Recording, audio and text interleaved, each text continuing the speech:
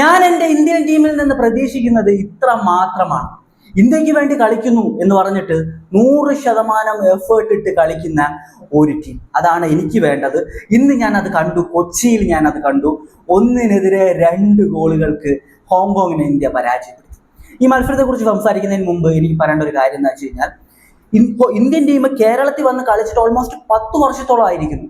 10 വർഷത്തോളം. എന്തുകൊണ്ടാണ് Indian team കേരളത്തിൽ വന്ന് കളിക്കാത്തത് ഈ ഒരു കാലയളവിൽ? കേരള ഗവൺമെന്റിന്റെ മിസ്റ്റേക്ക് ആണോ, അതോ കേരള ഫുട്ബോൾ അസോസിയേഷന്റെ പ്രശ്നമാണോ?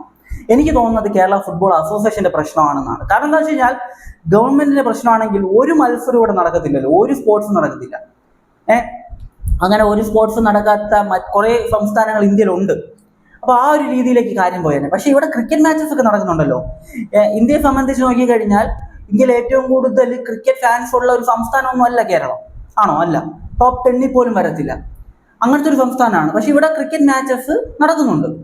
അതേസമയം ഫുട്ബോളിന്റെ കാര്യത്തിലേക്ക് വരുമ്പോൾ ഇന്ത്യയിൽ ഏറ്റവും കൂടുതൽ ഫാൻസ് ഉള്ള സംസ്ഥാനങ്ങളിലൊന്നാണ് കേരളം. ടോപ്പിൽ വരുന്ന സംസ്ഥാനമാണ്. പക്ഷെ എന്തുകൊണ്ട് നടക്കുന്നില്ല ഫുട്ബോൾ മാച്ചസ്? കുറെ ഓപ്പർച്യൂണിറ്റീസ് നമുക്ക് ഉണ്ടായിരുന്നു, ഇല്ലെന്ന് പറയുന്നില്ല. സൂപ്പർ കപ്പ് നടത്താനുള്ള അവസരം ഉണ്ടായിരുന്നു, ഡൂറന്റ് കപ്പിന്റെ അവസരം ഉണ്ടായിരുന്നു. പക്ഷെ ഇതൊക്കെ വേണ്ടെന്ന് വെച്ചത് ആരാ? Kerala football association. ഈ ഒരു മത്സരത്തിന് മുമ്പ് വരെ ഉണ്ടായിട്ടുള്ള പ്രശ്നങ്ങൾ അറിയാലോ. ആ ഒരു പ്രസ് കോൺഫറൻസിന്റെ ഒന്നും നടന്നിട്ടില്ല. അപ്പൊ അതിനെക്കുറിച്ചൊന്നും നമ്മൾ പറയുന്നില്ല. എന്നാൽ ഇപ്പോൾ ഒരു ഹാപ്പി മൂമെന്റിലാണ് നമ്മളുള്ളത്. ഹോങ്കോങ്ങിനെ 1-2 ഗോളുകൾക്ക് പരാജയപ്പെടുത്തിയിട്ടുണ്ട്. നിലവിലെ ഇന്ത്യൻ ഫുട്ബോളിന്റെ അവസ്ഥ വെച്ചിട്ട് ഞാൻ ഈ ഒരു ടീമിൽ നിന്ന് പ്രതീക്ഷിക്കുന്നത് നല്ല വൃത്തിക്ക്, നല്ല രീതിയിൽ എഫേർട്ട് ഇട്ട് 100% എഫേർട്ട് ഇട്ട് കളിക്കുക എന്നതാണ്. കളിച്ച് തോറ്റാൽ പോട്ടെ എന്ന് വയ്ക്കും. കേട്ടിട്ടില്ല? അതുപോലെയാണ് എൻ്റെ മെന്റാലിറ്റി. അങ്ങനെയാണ്. നിങ്ങൾ നന്നായിട്ട് കളിച്ചിട്ട് നിങ്ങൾ തോറ്റാൽ പോട്ടെ, കുഴപ്പമൊന്നുമില്ല. പക്ഷെ നിങ്ങൾ മോശമായിട്ട് കളിച്ചു കഴിഞ്ഞാൽ എന്ത് ചെയ്യാനാ?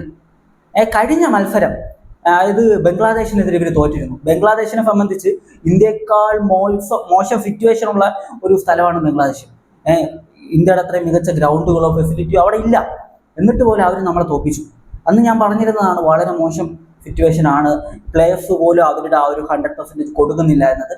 എല്ലാം മാറ്റി നമ്മുടെ കൊച്ചിയിൽ വന്നിട്ട് തകർപ്പൻ ഒരു പെർഫോമൻസ് ഈ മാച്ചിൽ ഇന്ത്യൻ ടീം നടത്തിയിട്ടുണ്ട്. നമ്മൾ ആ ഒരു കണക്കുകൾ തന്നെ നോക്കിയാൽ മതി, കാര്യം മനസ്സിലാക്കാൻ പറ്റും. അതായത് ബോൾ പൊസിഷൻ 54% ഇന്ത്യൻ ടീമിനുണ്ടായിരുന്നു. ടോട്ടൽ ഷൂട്ട് 10 അടിച്ചിട്ടുണ്ടായിരുന്നത്. മറുഭാഗത്ത് ബോൾ പൊസിഷൻ 46 ഹോങ്കോങ്ങിന്. 6 ഷൂട്ട് മാത്രമായിരുന്നു അവർ അടിച്ചിട്ടുണ്ടായിരുന്നത്. അതിൽ ഓൺ ടാർഗറ്റിലേക്ക് 2 ടീമും 4 വീതം എത്തിച്ചു. കോർണർ നമ്മളെക്കാൾ ഒരു കോർണർ അവർ കൂടുതൽ വാങ്ങിയിട്ടുണ്ടായിരുന്നു. 3-4 എന്നതാണ്. യെല്ലോ കാർഡ് അവർക്ക് 3 ഉണ്ടായിരുന്നു. ഈ ഒരു മാച്ചിൽ ബോൾ പൊസിഷൻ നമുക്കുണ്ടായിരുന്നു, ബോൾ റിക്കവർ ചെയ്യാൻ പറ്റുന്നുണ്ടായിരുന്നു, ചാൻസസ് ക്രിയേറ്റ് ചെയ്യാൻ പറ്റുന്നുണ്ടായിരുന്നു. കുറേ ചാൻസസ് നമ്മൾ ക്രിയേറ്റ് ചെയ്തിട്ടുണ്ട്, കുറേ ചാൻസസ്. ഒപ്പം ഏറ്റവും ഇമ്പോർട്ടൻ്റ് ആയിട്ടുള്ള കാര്യം, നമ്മൾ ഫിസിക്കലി കളിക്കാൻ പോയില്ല. അത് വളരെ ഇമ്പോർട്ടൻ്റ് ആയിട്ടുള്ള കാര്യമാണ്. ബംഗ്ലാദേശിന്റെ മാച്ചസ് കാണാൻ പോയിട്ടുണ്ടെങ്കിൽ അറിയാം, ആ മാച്ച് കണ്ടിട്ടുള്ളവർക്ക് അറിയാം. വെറുതെ ഒരു ആവശ്യമില്ലാതെ ഫിസിക്കലി കളിക്കാൻ പോയിട്ടാണ് നമ്മൾ ആ മാച്ച് മൊത്തത്തിൽ കയ്യിൽ പോയത്. ഫിസിക്കലി ഒരിക്കലും കളിക്കരുത്. നല്ല ഫിസിക്കൽ കപ്പാസിറ്റി ഉള്ള ടീമാണെങ്കിൽ, ഓപ്പോസിറ്റ് ടീം നല്ല ഫിസിക്കലി കളിക്കുന്ന ടീമാണെങ്കിൽ അവർക്കെതിരെ ഫിസിക്കൽ ഗെയിം കളിക്കാൻ പാടില്ല. ഈ നമ്മൾ ഇപ്പൊ നോക്കിക്കഴിഞ്ഞാൽ സ്പെയിൻ എന്ന ടീം എടുക്കുക. സ്പെയിനിലെ താരങ്ങൾ ഒട്ടും ഫിസിക്കൽ പ്ലേയേഴ്സ് അല്ലെന്നല്ല ഞാൻ പറയുന്നത്. കഴിഞ്ഞ സെർബിയ മാച്ച് കണ്ടവർക്കറിയാം, അവര് സെർബിയക്കെതിരെ കളിച്ചിട്ടുള്ളത് ഫിസിക്കൽ ഗെയിമേ അല്ല. കാരണം കളിച്ചിട്ട് കാര്യമില്ല. ഫിസിക്കലി സെർബിയ നല്ല ടീമാണ്. അപ്പൊ അവർക്കെതിരെ ഫിസിക്കലി കളിച്ചിട്ട് കാര്യമില്ല. ടെക്നിക്ക് ഉപയോഗിച്ച് കളിക്കുക എന്നതാണ്. ആ പെഡ്രിയൊക്കെ മിഡ്ഫീൽഡിൽ ഉണ്ടാക്കുന്ന ആ ഒരു ഇമ്പാക്ട്, പെഡ്രി നല്ല ഫിസിക്കൽ പ്ലെയർ ആയതുകൊണ്ടാണോ? അല്ല. നമ്മൾ ഈ മാച്ചിൽ കണ്ടത് അതായിരുന്നു. അപ്പൂയൊക്കെ മിഡ്ഫീൽഡിൽ മൊത്തത്തിൽ ആ കൺട്രോൾ എടുത്തു. മിഡ്ഫീൽഡിൽ ബോൾ ഹോൾഡ് ചെയ്യുന്നുണ്ട്. നന്നായിട്ട് കളിച്ചിട്ടുണ്ടായിരുന്നു. ചാന്ദിക്കയൊക്കെ സംബന്ധിച്ച് ഡിഫൻസിലും ഒഫൻസിലൊക്കെ നന്നായിട്ട് കോൺട്രിബ്യൂഷൻ ചെയ്തിട്ടുണ്ടായിരുന്നു. ചാന്ദിയും ബോൾ കൺട്രോൾ ചെയ്യുന്നുണ്ടായിരുന്നു. അതായത് ചുമ്മാ ബോഡി ഇട്ട് പിടിക്കാതെ ആ ഒരു ടെക്നിക്ക് യൂസ് ചെയ്യുക, എന്തെങ്കിലും ഒരു ഫേക്ക് മൂവ്മെന്റ്സ് ഒക്കെ യൂസ് ചെയ്തിട്ട് ബോൾ ഹോൾഡ് ചെയ്യുക, ചാൻസസ് ക്രിയേറ്റ് ചെയ്യുക. ഇതായിരുന്നു ഇന്ത്യൻ ടീമിന്റെ ഭാഗത്ത് നമ്മൾ ഈ ഒരു മാച്ച് കണ്ടിട്ടുണ്ടായിരുന്നത്. പെർഫോമൻസിലേക്ക് വരുമ്പോൾ 4 ഷൂട്ട് അടിച്ചതിൽ 3 സേവ് ചെയ്തത് ഗുർപ്രീത് സിംഗ് സന്ധുവാണ്. ആള് വേറെ ലെവൽ കളി കളിച്ചിട്ടുണ്ട്. ഫസ്റ്റ് ഹാഫിൽ ഒരു ഹെഡർ ഉണ്ടായിരുന്നു, കിടിലൊരു ഹെഡർ, അത് സേവ് ചെയ്തു. സെക്കൻഡ് ഹാഫിലോട്ട് വരുമ്പോൾ ഒരു ഹെഡറും, പിന്നെ അവസാനം ആ ഒരു 80-85 മിനിറ്റിന് ശേഷം ഒരു ഷൂട്ട് ഉണ്ടായിരുന്നു, കിടിലൊരു ഷൂട്ട് ബോക്സിന് വെളിയിൽ നിന്ന്. ഇതെല്ലാം തകർപ്പൻ ഒരു സേവുകളായിരുന്നു സന്ധു നടത്തിയിട്ടുണ്ടായിരുന്നത്. പിന്നെ ജിങ്കന്റെ ഭാഗത്തു നിന്ന് വളരെ മികച്ച രീതിയിലുള്ള ഒരു പെർഫോമൻസ് നമുക്ക് കാണാൻ പറ്റിയിട്ടുണ്ട്. ഓഫ് സൈഡ് ലൈൻ പിടിക്കുന്ന കാര്യത്തിലായാലും ആ ഒരു ഡിഫൻസിന്റെ ബാലൻസ് നിലനിർത്തുന്നത് ജിങ്കനാണ്. ഒരു ലീഡർഷിപ്പ് അദ്ദേഹത്തിനുണ്ട്, അത് അദ്ദേഹം കാണിക്കുന്നുണ്ടായിരുന്നു. അതുപോലെ തന്നെ എടുത്തു പറയേണ്ട പേരാണ് ഈ ഒരു മാച്ചിൽ ഗോൾ സ്കോർ ചെയ്തിട്ടുള്ള താരങ്ങളുടെ പേര്. ആദ്യത്തെ ഗോൾ 4-ാം മിനിറ്റിലാണ് വരുന്നത്. വളരെ മികച്ചൊരു അറ്റാക്ക് ആയിരുന്നു അത്. അറ്റാക്കിന് ശേഷം അവസാനം കൊടുത്തിട്ടുള്ള പാസ് അത് പറയാതിരിക്കാൻ പറ്റില്ല. 2 ഡിഫൻഡേഴ്സിന്റെ ഫ്രണ്ടിൽ കൂടെയാണ് ആ ഒരു ബോൾ ക്രോസ് ഫീൽഡായിട്ട് ആ ഒരു ഉരുണ്ട് പോകുന്നത്. അതിന് കിടിലനൊരു ഫിനിഷാണ് റയാൻ വില്യംസ് നടത്തിയിട്ടുള്ളത്. വേറെ ലെവല് ഫിനിഷ്. മൻവീർ സിംഗ് ആയിരുന്നു ആ ഒരു ബോൾ നൽകിയിട്ടുണ്ടായിരുന്നത്. നമ്മൾ IFL കുറെ തവണ ഈ ഒരു ഇതേ ടൈപ്പ് ഫിനിഷ് നമ്മൾ കണ്ടിട്ടുണ്ട്. ഈ റയാൻ വില്യംസിനെ പോലത്തെ പ്ലേയേഴ്സിന് നമുക്ക് കിട്ടിയാലുണ്ടല്ലോ, അത് ഉറപ്പായിട്ട് നമ്മുടെ ഇന്ത്യൻ ഫുട്ബോളിനെ അത് വളർത്താൻ സഹായിക്കും, ഉറപ്പായിട്ട്. കാരണം ഇവരുടെ ടെക്നിക്കുകൾ, ഇവരുടെ ആ ഒരു ഗെയിമൊക്കെ വ്യത്യാസമുണ്ട് നമ്മുടെ പ്ലേയേഴ്സിനെ വെച്ച് നോക്കുമ്പോൾ. അപ്പോൾ അവരിൽ നിന്ന് നമുക്ക് പഠിക്കാൻ പറ്റും, നമ്മുടെ പ്ലേയേഴ്സിന് പഠിക്കാൻ പറ്റും. കുറെ കൂടി മികച്ചൊരു പെർഫോമൻസ് നമുക്ക് കാഴ്ചവെക്കാൻ പറ്റും. എനിക്ക് തോന്നുന്നു ഒരു 3 പ്ലെയറിനെ കൂടെ കിട്ടിയ പൊളിക്ക് വന്നതാണ്. അപ്പോൾ പിന്നെ എടുത്തു പറയേണ്ടത്, നമ്മൾ നോക്കുന്ന സമയത്ത് അപ്പുയുടെ പെർഫോമൻസ് മിഡ്ഫീൽഡിൽ അത് ടോപ്പാണ്. അതിനെക്കുറിച്ച് എത്ര പറഞ്ഞാലും മതിയാകത്തില്ല. കാരണം മിഡ്ഫീൽഡിൽ ആ ഒരു ഓപ്പോസിറ്റ് ടീമിന്റെ ഒന്നും ചെയ്യാൻ പറ്റുന്നില്ല, ഓപ്പോസിറ്റ് ടീമിന് ഒന്നും ചെയ്യാൻ പറ്റുന്നില്ല. മിഡ്ഫീൽഡ് മൊത്തത്തിൽ കൺട്രോൾ ചെയ്തു. ഫസ്റ്റ് ഹാഫിലൊക്കെ ഒന്നും പറയാനില്ല, ഹോങ്കോങ്ങിന് ഒരു രീതിയിലും ഒന്നും ചെയ്യാൻ പറ്റാത്ത ഒരു സാഹചര്യമായിരുന്നു ഫസ്റ്റ് ഹാഫിൽ. സെക്കൻഡ് ഹാഫിലോട്ട് പോകുമ്പോഴാണ് കാര്യം കുറച്ച് മാറിയത്. പിന്നെ ഗ്രൗണ്ട് കുറച്ചുകൂടെ ഒരു നനഞ്ഞിരിക്കുന്ന ഒരു ഫിറ്റ് ഉള്ളതുപോലെ എനിക്ക് തോന്നി. അത് എനിക്ക് തോന്നിയതാണെന്ന് അറിയാൻ വയ്യ. ഗ്രൗണ്ട് കുറച്ചുകൂടെ നനഞ്ഞ ഒരു ഗ്രൗണ്ട് പോലെ എനിക്ക് ഫീൽ ചെയ്തു. സെക്കൻഡ് ഹാഫിൽ കുറച്ച് ഇഞ്ചുറിയും കാര്യങ്ങളൊക്കെ വന്നിട്ടുണ്ടായിരുന്നു. അത് ഇതുകൊണ്ടായിരിക്കാം ഒരു പക്ഷേ. കുറച്ചും കൂടെ ഒരു എന്താണെന്ന് അറിയത്തില്ല, നനഞ്ഞു കിടക്കുന്ന പോലെ ഒരു ഫീലാണ്. മഴ വല്ലതും പെയ്തതാണോ ഒന്നും അറിയത്തില്ല എനിക്ക്. ഞാനുള്ളത് അവിടെ നിന്ന് കുറേ ദൂരമാണ്, അപ്പോൾ അതുകൊണ്ട് തന്നെ എനിക്കത് അറിയത്തില്ല. പക്ഷേ അത് കുറച്ച് നനഞ്ഞ ഗ്രൗണ്ടായിട്ടാണ് എനിക്ക് ഫീൽ ചെയ്തിട്ടുണ്ടായിരുന്നത്. പിന്നെ എടുത്തു പറയേണ്ട വേറൊരു കാര്യം എന്ന് വെച്ച് കഴിഞ്ഞാൽ ഫാൻസിന്റെ സപ്പോർട്ടാണ്. കേരളത്തിൽ കളി നടക്കുമ്പോൾ പിന്നെ ഫാൻസ് സപ്പോർട്ട് ചെയ്യാതിരിക്കുമോ? വേറെ ലെവൽ സപ്പോർട്ട് ഫാൻസിന്റെ ഭാഗത്ത് നിന്ന് ഉണ്ടായിട്ടുണ്ട്. ചാൻഡിങ് ഒക്കെ നന്നായിട്ട് ചെയ്തിട്ടുണ്ട്. ചാൻഡിങ് മാത്രമല്ല, ഇവർ അവിടെ ഉണ്ടായിരുന്ന ആ ഒരു പോസ്റ്ററും കാര്യങ്ങളൊക്കെ ഉണ്ട്. അതായത് ഒരു പോസ്റ്റർ എങ്ങനെ വെച്ച് കഴിഞ്ഞാൽ Kashmir to Kerala one voice, അങ്ങനെ ഒരു പോസ്റ്റർ ഞാൻ കണ്ടായിരുന്നു. ഇത് തന്നെയാണോ എന്ന് അറിയത്തില്ല, എക്സാക്ട്ലി ഒരു മിന്നായം പോലെ കണ്ടുപോയതാണ്, പെട്ടെന്ന് മാറ്റിയല്ലോ.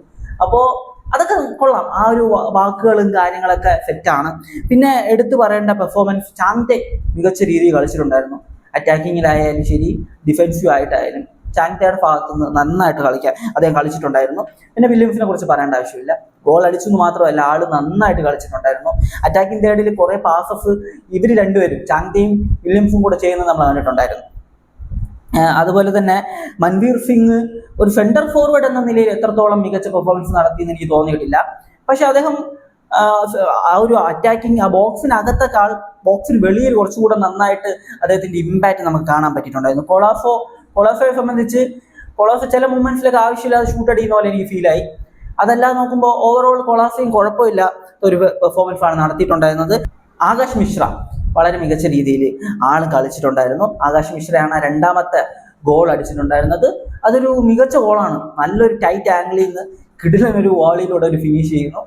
വീണ് ആ ഒരു ഷൂട്ട് അടിച്ചിട്ട് ആള് വീണതാണ്. അപ്പോൾ അത് നല്ലൊരു കിടിലൻ ഫിനിഷ് ആയിട്ടാണ് എനിക്ക് ഫീൽ ആയിട്ടുണ്ടായിരുന്നത്. വളരെ മികച്ചൊരു പെർഫോമൻസ് തന്നെയായിരുന്നു ആളുടെ ഭാഗത്ത് നമ്മൾ കണ്ടിട്ടുണ്ടായിരുന്നത്. പിന്നെ പറയേണ്ടത് രാഹുൽ ബേക്കയെ കുറിച്ചാണ്.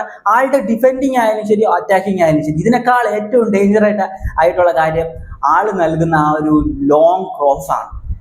ലോങ് ത്രോയാണ്. വളരെ മികച്ചതാണ് ആളിന്റെ ലോങ് ത്രോ. നമ്മൾ IFL പലതവണ കണ്ടിട്ടുള്ളതാണ്. കേരള ബ്ലാസ്റ്റേഴ്സൊക്കെ കളിച്ചിരുന്ന സമയത്തും ആളിന്റെ ലോങ് ത്രോകൾ വളരെ ഫേമസ് ആയിരുന്നു. ഈ മാച്ചിൽ സെക്കൻഡ് ഗോൾ വരുന്നത് ആ ലോങ് ത്രോയിലൂടെയാണ്. മികച്ചൊരു രീതിയിലുള്ള ഒരു ത്രോയാണ് ആള് നടത്തുന്നത്. അത് ഓപ്പോസിറ്റ് ടീമിലെ ആ ഒരു ഡിഫൻഡേഴ്സിന് ജഡ്ജ് ചെയ്യാൻ പറ്റുന്നില്ല. ആ ത്രോ എനിക്ക് തോന്നുന്നു കോർണറിനേക്കാൾ ഡേഞ്ചർ ആയിട്ടാണ് ആ ഒരു ത്രോ പോകുന്നത്, ലോങ് ത്രോ. അത് നല്ലൊരു സംഭവമാണ് സത്യം പറഞ്ഞു കഴിഞ്ഞാൽ. അത് നന്നായിട്ട് ഈ ഒരു മാച്ചിൽ ഇമ്പാക്ട് ചെയ്തിട്ടുണ്ട്. ആ ഒരു സെക്കൻഡ് ഗോൾ വരുന്നത് അത് ആ ഒരു രീതിയിലാണ്.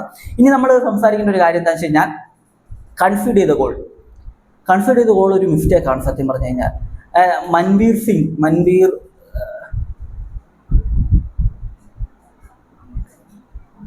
കൺഫീഡ് ചെയ്ത ഗോൾ അതൊരു ക്ലിയർ മിസ്റ്റേക്കാണ്. സെന്റർ ബാക്കിൽ ജിങ്കൻ അവിടെ ഉണ്ടായിരുന്നു. അടുത്തൊരു കളിച്ചിരുന്ന സെന്റർ ബാക്ക് പൊസിഷനിൽ കളിച്ചിരുന്ന പ്ലെയറിനെ അവിടെ കാണാനില്ല. അദ്ദേഹം കുറച്ച് അങ്ങോട്ട് മാറിയാണ് നിൽക്കുന്നത്. പിന്നെ അതിൻ്റെ ഇടയിൽ കൂടെ, ആ 2 പ്ലേയേഴ്സിൻ്റെ ഇടയിൽ കൂടെയാണ് ഒരു പാസ് വരുന്നത്. അതൊരു ക്ലിയർ മിസ്റ്റേക്കാണ്. നന്നായിട്ട് ഫിനിഷിങ് ചെയ്തു. ഫസ്റ്റ് ടൈം തന്നെ ഷൂട്ട് ചെയ്തിട്ട് അത് ആ ഒരു ഹോങ്കോങ് താരം ഫിനിഷിങ് ചെയ്താണ് നമ്മൾ കണ്ടത്. അത് ഒഴിച്ച് നിർത്തി കഴിഞ്ഞാൽ വലിയ എററും കാര്യങ്ങളൊന്നുമില്ല. പിന്നെ നെഗറ്റീവായിട്ട് എനിക്ക് തോന്നിയ 2 കാര്യങ്ങൾ എന്താണെന്ന് വെച്ച് കഴിഞ്ഞാൽ, ഒന്നാമത്തത് ആവശ്യമില്ലാത്ത ബോൾ നഷ്ടപ്പെടുത്തിയ 2-3 ഇൻസിഡൻസ് ഉണ്ടായിരുന്നു. ഫസ്റ്റ് ഹാഫിൽ ഡിഫൻസിന് പ്രഷർ ഒന്നും ഇല്ലാത്ത സിറ്റുവേഷനിൽ പോലും ഒരു ബോൾ കാലിൽ നിന്ന് പോയി, അത് ത്രോ ആയി. സെക്കൻഡ് ഹാഫിൽ പാസ് തിരിച്ച് തനിയിലേക്ക് വരുന്നു, ആ ഒരു സിറ്റുവേഷൻ നോക്കാതെ തിരിഞ്ഞു നിൽക്കുകയാണ് ആ പ്ലെയർ. അപ്പോൾ അങ്ങനെ 2-3 ഇൻസിഡൻസ് ഒഴിച്ചു നിർത്തി കഴിഞ്ഞാൽ ഓവറോൾ നന്നായിട്ട് ഇന്ത്യൻ ടീം കളിച്ചിട്ടുണ്ട്. പിന്നെ ചെറിയൊരു പതറിച്ചലുണ്ട് ഇന്ത്യൻ ടീമിന്. അത് കുഴപ്പമില്ല, അത് നമ്മൾ ഓരോ മാച്ച് ഇങ്ങനെ കഴിയും തോറും ഇതുപോലെ നല്ല എഫേർട്ട് ഇട്ട് കളിച്ചു കഴിഞ്ഞാൽ അതൊക്കെ മാറും. അതൊക്കെ സിമ്പിളായിട്ട് മാറുന്ന പരിപാടിയാണ്. അതൊന്നും ഒരു വലിയ പ്രശ്നമായിട്ടൊന്നും എനിക്ക് തോന്നുന്നില്ല. അപ്പോൾ ഓവറോൾ ഇതാണ് എനിക്ക് പറയാനുള്ളത്. പിന്നെ മലയാളി പ്ലേയേഴ്സ് 2 പേര് കളിച്ചിട്ടുണ്ടായിരുന്നു ഈ മാച്ചിൽ. ആഷിഖ് കുര്യൻ്റെ പെർഫോമൻസിലേക്ക് വരികയാണെങ്കിൽ ആള് നന്നായിട്ട് കളിച്ചിട്ടുണ്ട്, അത് പറയാതിരിക്കുമല്ലോ, നന്നായിട്ട് കളിച്ചിട്ടുണ്ട്. പക്ഷെ ചില സിറ്റുവേഷനിലൊക്കെ ഷൂട്ട് അടിക്കേണ്ട ആവശ്യമില്ലായിരുന്നു. പാസ് നൽകാവുന്ന സിറ്റുവേഷനിൽ ആവശ്യമില്ലാതെ ഷൂട്ട് അടിക്കുന്നതൊക്കെ നമ്മൾ കണ്ടിട്ടുണ്ടായിരുന്നു. അത് മാത്രമല്ല ആളിന് 2-3 നല്ല രീതിയിൽ വെച്ച് സെറ്റ് ചെയ്ത് കൊടുത്ത ബോൾ ഉണ്ടായിരുന്നു, നന്നായിട്ട് അടിച്ചിട്ടൊക്കെ ഉണ്ട്. ഓവറോൾ നല്ലൊരു മാച്ച് തന്നെയാണ് ആഷിഖ് കുര്യൻ്റെത്. മറുഭാഗത്ത് ബിജോയ് വർഗീസ് അവസാന നിമിഷം സബ്സ്റ്റിറ്റ്യൂട്ട് ആയിട്ടാണ് എത്തിയിട്ടുണ്ടായിരുന്നത്. ഒരു ടാക്കിൾ ഉണ്ടായിരുന്നു ബോക്സിനകത്ത്. അതല്ലാതെ പിന്നെ അദ്ദേഹത്തിന് ഒരു ഫേസിലോട്ട് ഒരു കിക്കൊക്കെ കിട്ടിയിരുന്നു അവസാനം. അദ്ദേഹത്തിന്റെ ഡെബ്യൂ ആണ്, അവസാനം കുറച്ച് മിനിറ്റ് ആണല്ലോ, അത് കുഴപ്പമൊന്നുമില്ല. അപ്പോൾ ഇതാണ് മലയാളി പ്ലേയേഴ്സിന്റെ ഒരു ഗെയിം എന്ന് പറയുന്നത്. അപ്പോൾ ഇവർക്ക് വേറെ ലെവൽ സപ്പോർട്ട് ക്രൗഡിന്റെ ഭാഗത്ത് ഉണ്ടായിരുന്നു കേട്ടോ. കേരള ഫാൻസ് വേറെ ലെവലിൽ സപ്പോർട്ട് നൽകിയിട്ടുണ്ടായിരുന്നു. ആഷിഖ് കുര്യനെയൊക്കെ നന്നായിട്ട് സപ്പോർട്ട് ചെയ്തു. നല്ല രീതിയിൽ ചാൻഡിങ്, നമുക്ക് ഇവിടം വരെ കേൾക്കുന്ന രീതിയിലുള്ള ചാൻഡിങ് അതിൽ ഉണ്ടായിരുന്നു. ഇത് ഞാൻ ഇത് മാച്ച് കണ്ടത് ഫോണിലാണ്. അപ്പോൾ ഫോൺ വഴി എനിക്ക് ക്ലിയർ ആയിട്ട് കേൾക്കാൻ പറ്റുന്നുണ്ടായിരുന്നു ആ ചാൻഡിങ്. ആ രീതിയിലുള്ള ചാൻഡിങ് അവിടെ ഉണ്ടായിരുന്നു. സത്യം പറഞ്ഞു കഴിഞ്ഞാൽ ഫോൺ വഴി കേൾക്കണമെങ്കിൽ അത്യാവശ്യം നന്നായിട്ട് നല്ല സൗണ്ടിൽ ചാൻഡിങ് വന്നിട്ടുണ്ട്. ക്രൗഡഡ് ആയിരുന്നു ഗ്രൗണ്ട്. പക്ഷേ ഇതിൽ കൂടുതൽ ആളുകളെ ഞാൻ എക്സ്പെക്ട് ചെയ്തിരുന്നു. അത് എന്താണെന്ന് എനിക്കറിയാൻ വയ്യ, കുറച്ചുകൂടെ ആളുകളെ ഞാൻ എക്സ്പെക്ട് ചെയ്തിരുന്നു. അപ്പോൾ അത്രേ ഉള്ളൂ. അപ്പോൾ നിങ്ങളുടെ ഒപ്പീനിയൻ, ഞാൻ എല്ലാ കാര്യങ്ങളും പറഞ്ഞിട്ടുണ്ടെന്ന് തോന്നുന്നു. നിങ്ങളുടെ ഒപ്പീനിയൻ കമന്റ് ബിലോ. വീഡിയോ ഇഷ്ടപ്പെടുകയാണെങ്കിൽ ഒന്ന് ചാനൽ കൂടെ സബ്സ്ക്രൈബ് ചെയ്ത് സപ്പോർട്ട് ചെയ്യുക. അപ്പോൾ മറ്റൊരു വീഡിയോ കാണുന്നതായിരിക്കും. ബൈ ബൈ വിത്ത് ഫുഡേൽ.